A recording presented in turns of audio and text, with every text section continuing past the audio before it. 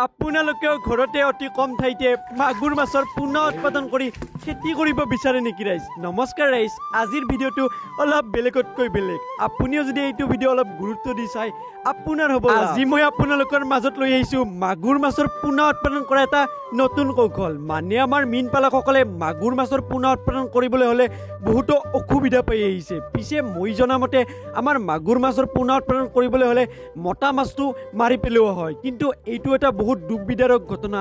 কিন্তু মোৰ ডাঙৰ খুৰা এজন মীন উন্নয়ন বিষয়া, তেওঁৰ নিজস্ব কৌশলেৰে মতা মাগুৰ মাছটো নমৰাকৈ অতি সহজে কৃত্ৰিমভাৱে ঘৰতে অতি কম ঠাইতে মাগুৰ মাছৰ পোনা উৎপাদন কৰি আহিছে। আৰু আপোনালোকে দেখাই পাইছে যে মই দিয়া ফটোবিলাকত তেওঁৰ নিজস্ব কৌশলেৰে মাগুৰ মাছৰ পোনা উৎপাদন কৰি ঘৰতে এনেকৈ কম ঠাইতে মাগুৰ মাছৰ খেতি কৰি আহিছে। আৰু আজি প্ৰায় 7 মাহৰ মূৰত আমি মাগুৰ মাছবিলাক ধৰিছোঁ, আৰু এটা মাগুৰ মাছৰ প্ৰায় ওজন হৈছে 100 গ্ৰাম মান। আৰু চাওকচোন মাগুৰ মাছবিলাক কেনেকৈ ডাঙৰ হৈ উঠিছে অতি কম ঠাইতে। এনেকৈ আপুনিও যদি মাগুৰ মাছৰ খেতি কৰি স্বাৱলম্বী হ'ব পাৰিব ৰাইজ।